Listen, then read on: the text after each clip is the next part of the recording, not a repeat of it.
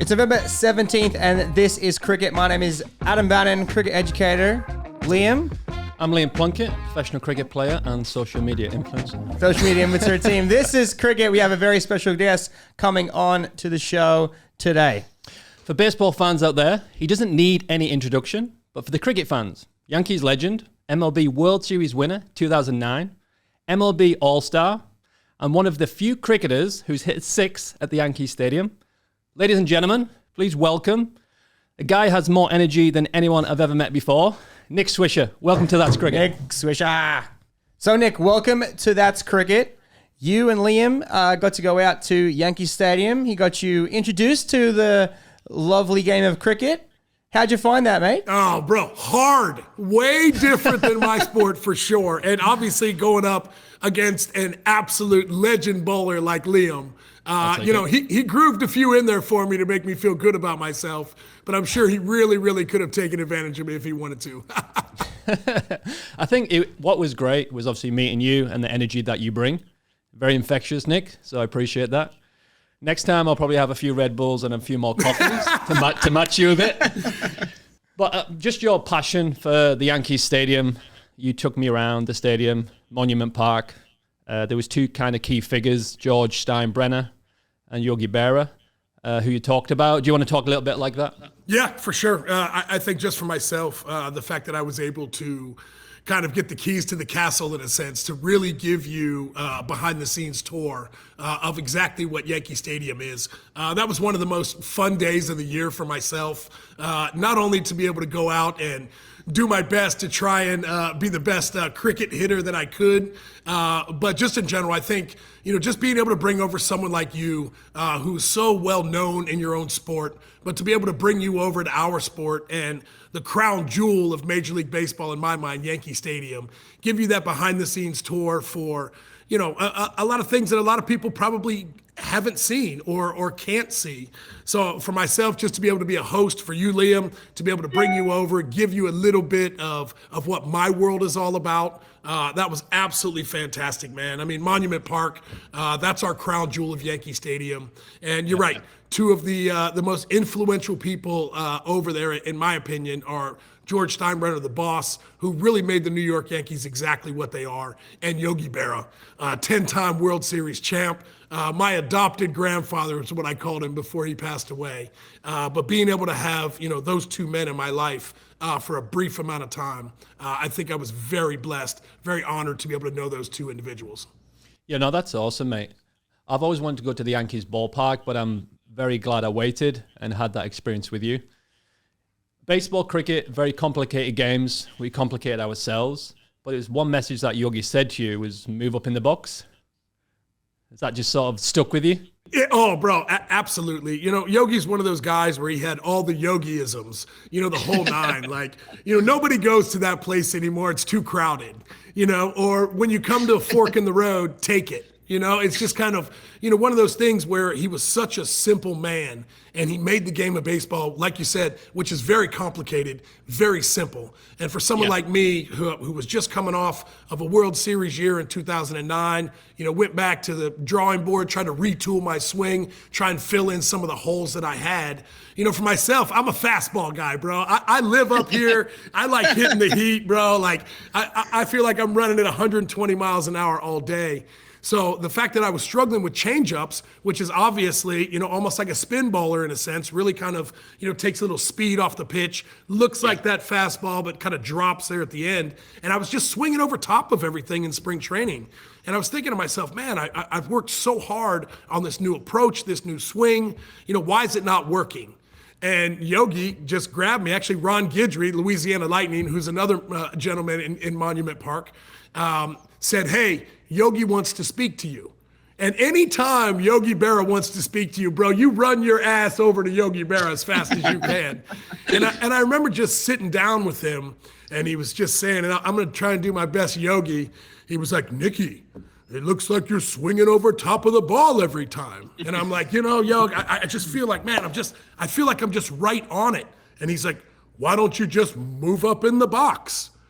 And never in a million years did I think to myself, like, just move up in the box about 6 inches so that pitch that was kind of coming down a little bit once it gets into the zone is obviously raised up a little bit because of where you are in the batter's box.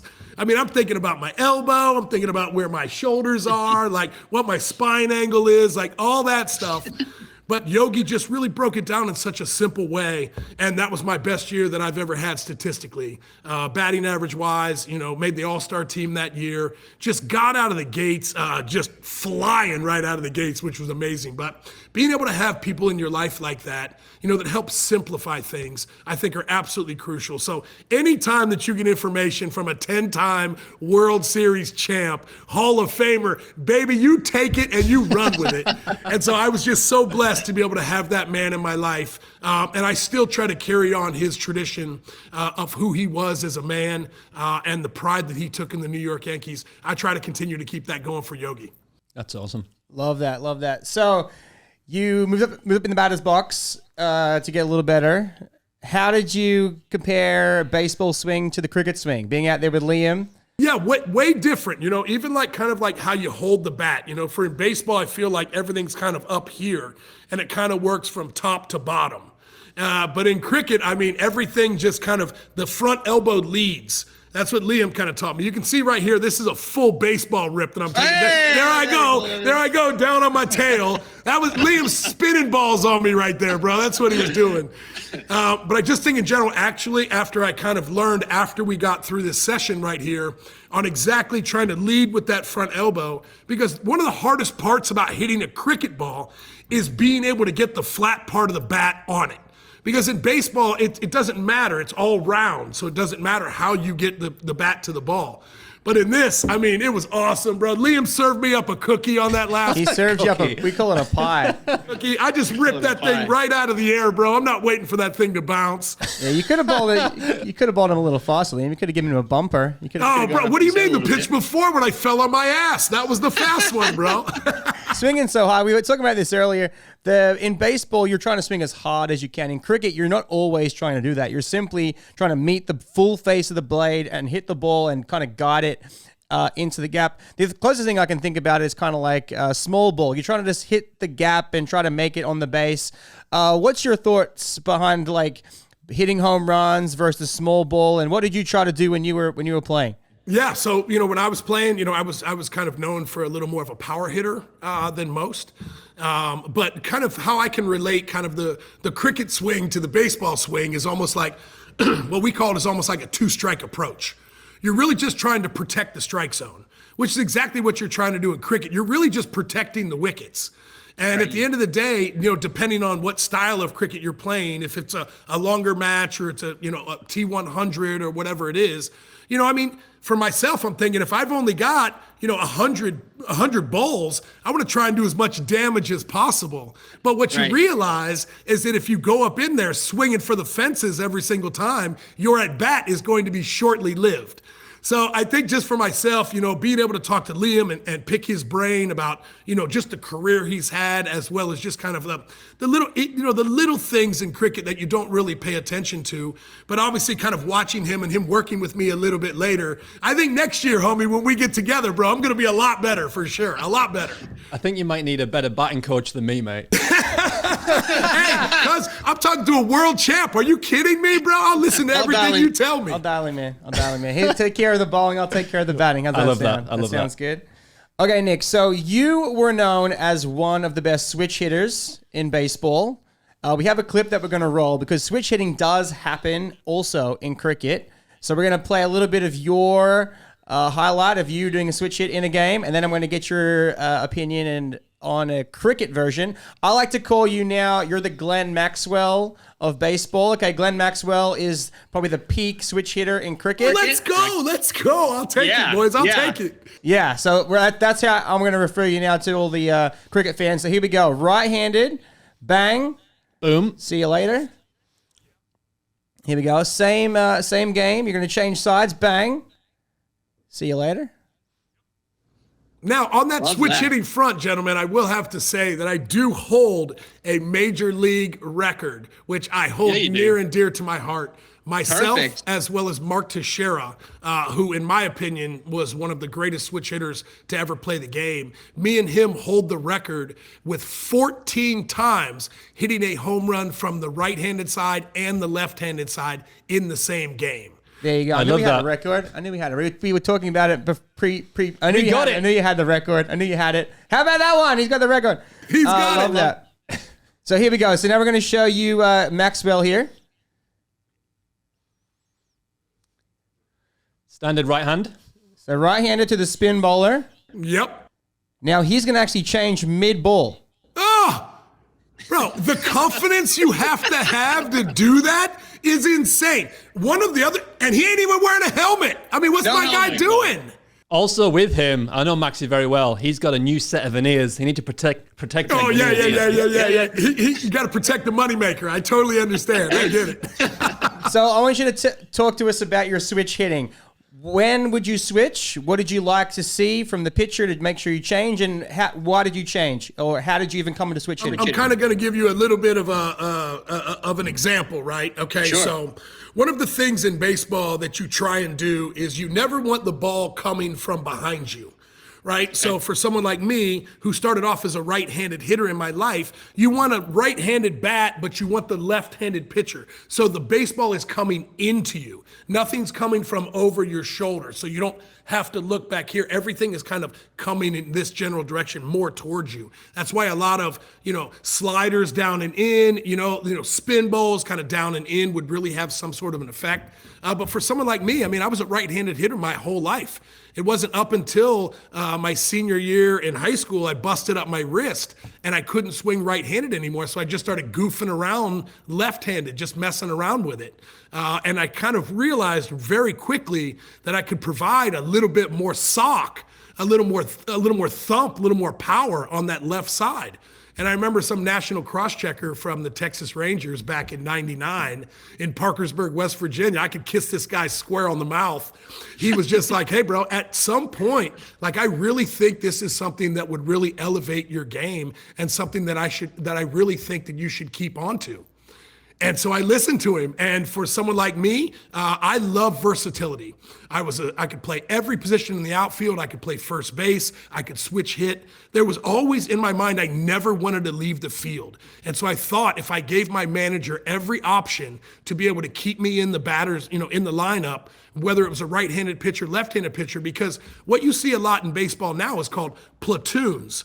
So you might have against a left-handed pitcher, a certain guy would play, and then against a right-handed pitcher, another guy would play. Well, I kind of combined those players together to be able to have that sort of versatility, to be able to keep me in the lineup. Because, I mean, listen, I'm not a perennial all-star. I was never an MVP. But at the end of the day, bro, I never wanted to leave the field. And I think being able to switch hit really, really gave me an added advantage than more other players. The only thing that's different about switch hitting is it's double the work. So at the end of the day, you have to put, the same amount of time that you do on one side on the other. And it's just like Joe DiMaggio said, it's very rare that you're going to feel good on both sides of the plate at the same time. And my guy, Joe D, homie, you were right, dude, because it's very rare that you feel really, really good on one side or the other. I am a bilateral dominant eye with a tendency to be a left eye dominant. So I felt like right-handed was a little easier for me to see the baseball. And now with the velocity that these guys are throwing, I mean, it's insane. It's just like, if you're not throwing 95, 96 miles an hour, you're not even getting sniffed to pitch in the big leagues now. So for someone like me, I love being on this side of the game now and just cheering and rooting the guys on as they go into the field of battle, which is really, really cool. No, that's awesome, mate. When we went down to watch the guys doing hitting practice before the game started, it was kind of fascinating that obviously Coach Boone, Stanton, Will Warren were intrigued by cricket, the cricket bat, the cricket ball. So it's kind of fascinating that they were interested. Oh, big time, bro. I mean, listen, it was really cool to be able to bring those guys over just to kind of have those kind of quick conversations. I mean, obviously, Aaron Boone, our manager, been there for almost a decade. There's nothing in the game of baseball that he hasn't seen. But once again, is a position player, is a hitter. right? So we don't know a whole lot about, the pitching aspects of things. So being able to bring over Will Warren as well as Matty Blake, our pitching coach, who you had a really good conversation with, it was really cool to kind of like see how you guys were holding the ball, kind of talking about grips, kind of like how to create more spin, how you create the velocity. So for me, just sitting there, just soaking all that information up, that was really, really cool. But I'm sure it had to be great for you, Liam, just to kind of talk to some major league pitchers, as well as, one of the best pitching coaches in the game, in my opinion, in Matt Blake, talking about all that sort of stuff. Because one thing I noticed immediately is in cricket, there's kind of one seam that kind of goes around the ball. Obviously, for baseball, we have, two seam pitches. We have four seam pitches. We've got slider grips, breaking ball grips. And I'm sure you guys have those as well. And I know you kind of hold it across the seams for your fastball, and then you can kind of hold it on the seams to really kind of spin the ball whatever way you want. That was really, really interesting for me as well. Yeah, it was. To be honest with you, I'm stood at the Yankees field talking about cricket. It was very surreal to me. But to get inside knowledge about baseball and compare cricket to baseball in a good light, talking about bowling, talking about hitting, fielding, advantages of a home team, the stuff that you mentioned to me that I never thought about. How the groundsman would water the outfield to slow down the bunts and get into first base. It was all very fascinating.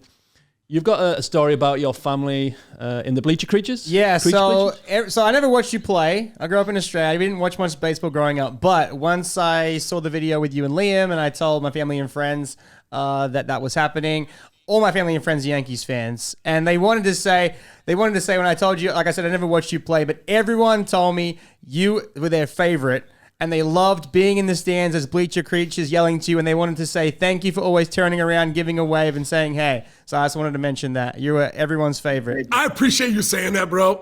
That makes my absolute day. The Bleacher Creatures, boys, those are my people. And I claim them. I don't want anybody else claiming them because those are my people right there. I feel like every stadium kind of has its little idiosyncrasies, for lack of a better term, or just kind of like the crown jewels in a sense. We talk about Monument Park, and obviously there's no doubt about it. But being able to go with the Bleacher Creatures, boys, those are the heart and soul of the New York Yankees. Those are the people that work the 9-to-5s, that scrounge up the money to be able to go to the games, that show up rain or shine. And if you don't have a group of individuals like the Bleacher Creatures, then you just don't have that core. And so I think for us in New York, being able to be part of the New York Yankee organization, there's a reason why they are where they are. Now, obviously, the 27 World Series championships is one thing, but in my mind, it's the people. It's the individuals that love your team. Because for someone like me, I've tabbed myself as the people's champ.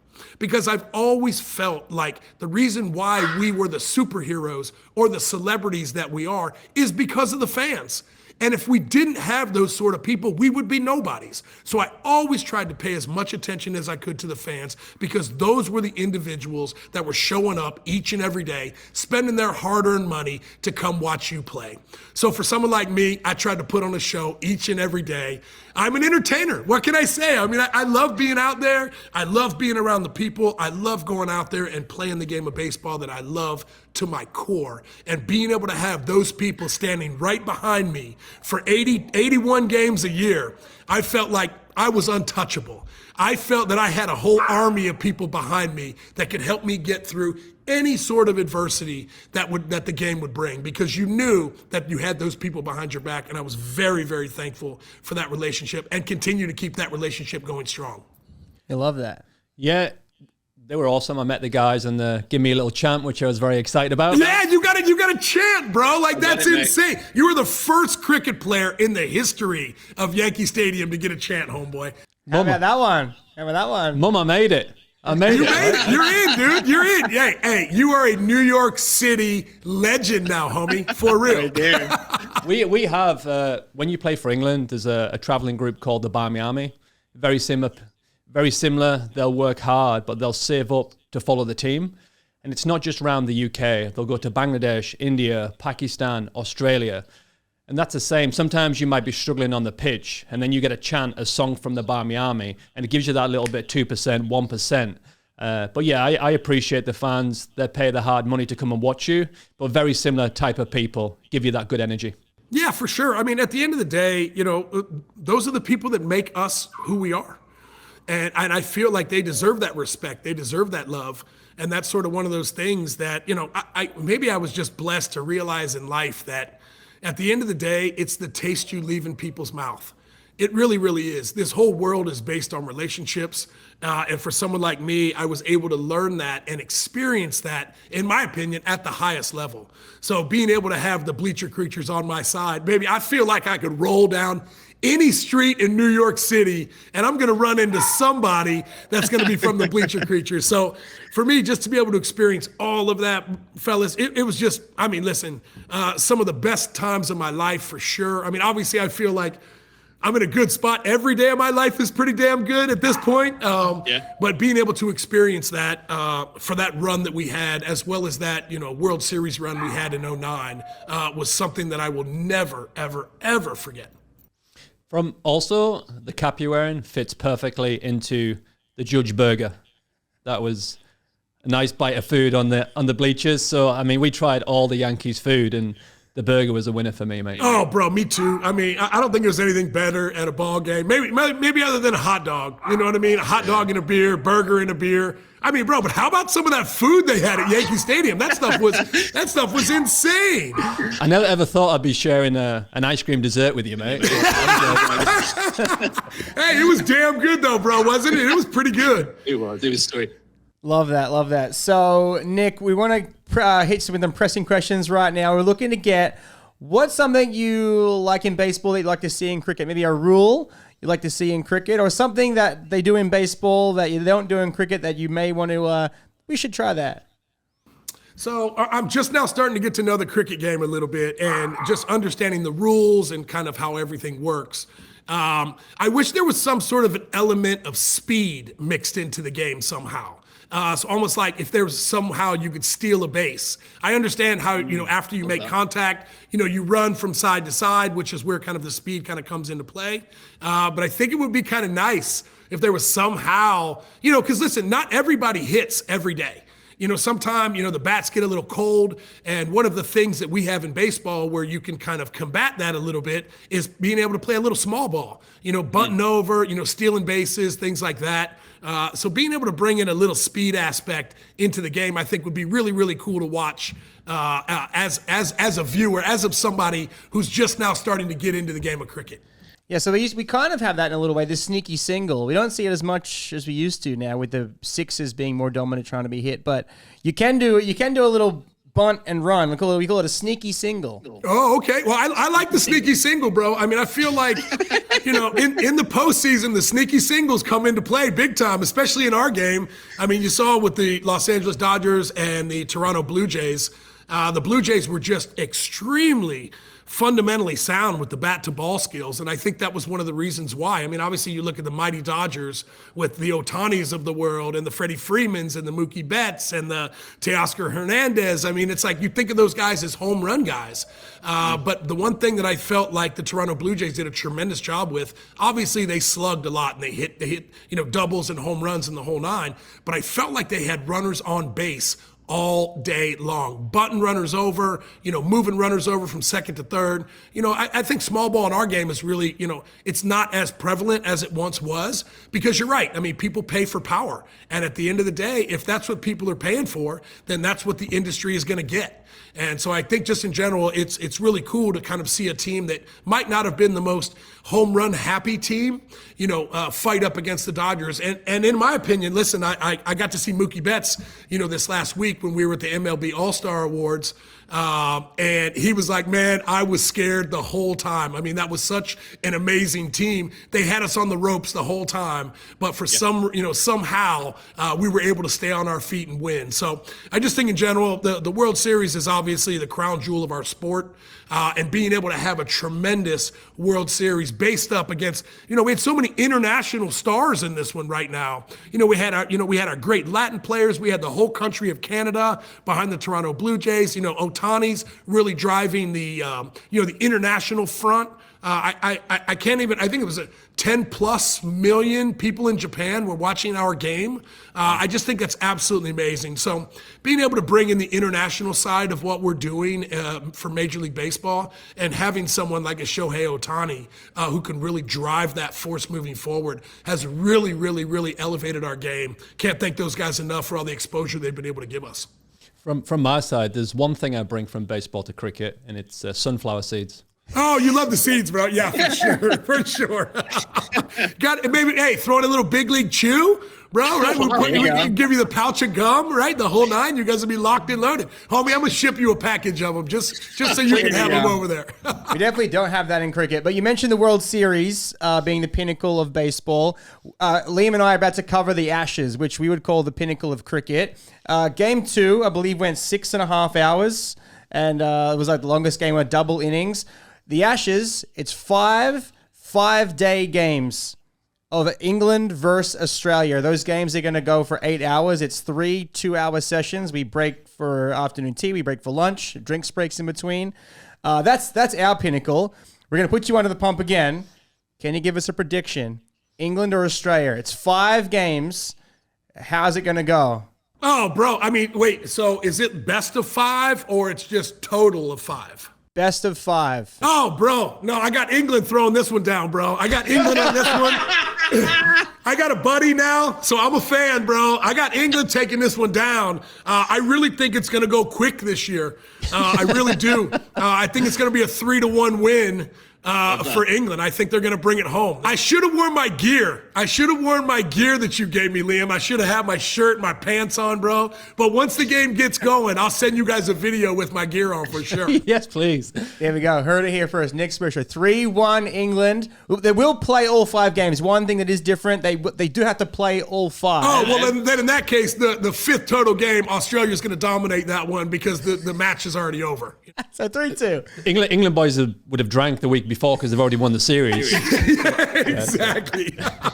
But by the way, I think that was kind of one of the things that I was most shocked about was when I was talking to Liam about how long the matches go. And obviously him being a bowler, the amount of distance that he has to cover in a match is insane to me. I mean, it just goes to show you how cardio really, really is a massive part of y'all's game, especially for the bowlers. And now with the pitch clock in Major League Baseball, the cardio aspect of everything has really, really taken over. That was one of the things that I really noticed when I started watching cricket was, just what these dudes look like physically. Right? You don't see the bigger guys as much anymore. You see the kind of like you, Liam, long, slender guys, really in shape dudes that, because at the end of the day, you have to be able to have that juice in your lungs to be able to get you through a match. Because the last thing you want to do is being tagged in by somebody or being able to, not being able to hit the strike zone in a sense. But when you told me how much ground you cover in a match, bro, it about blew my lid for sure. I appreciate the compliment, but I don't want to be the cricketer known to be juiced up. Oh, yeah, exactly. No, yeah, exactly. It just, in your lungs, bro, in your lungs. Yeah, I mean, for the baseball fans that don't quite realize, in these 5-day games, there's no relief pitchers. All the bowlers, all the pitchers are on the same team, and they have to be eligible to bowl all day for 5 days. So you may bowl 100 pitches in a day one day, and you may bowl another 100 pitches 2 days from now. You have to be able to keep bowling, and you have to rotate your 5 pitches throughout the 5 days. Yeah, and not only that, he starts 70 yards behind where he's pitching, dude. He runs in. I'm like, homie, scoot up a little closer, bro. You know what I mean? This year by year, it's got shorter and shorter and shorter. Yes, I'm sure. But you know what I've noticed, just when I was able to go and just seeing a cricket match in person over at Lord's, which was absolutely gorgeous. I would like to say that has to be a little bit of a crown jewel stadium for cricket in general. But it was also cool and interesting just kind of watching the different bowlers, right? With the fast bowlers, the distance that they covered was a lot more. But with the spin bowlers, obviously they were a little closer. What is that called? Like the pitch line that you have to throw? Their run-up. The run-up. Run-up. Yeah. So it was really interesting to kind of see that, you know, I mean, you guys got me all locked in on this cricket stuff now. Now I've got a new app and stuff. I follow Liam all over on Insta. I'm all over Liam's Cricket Foundation, the whole nine, bro. He's killing it, dude. Killing it.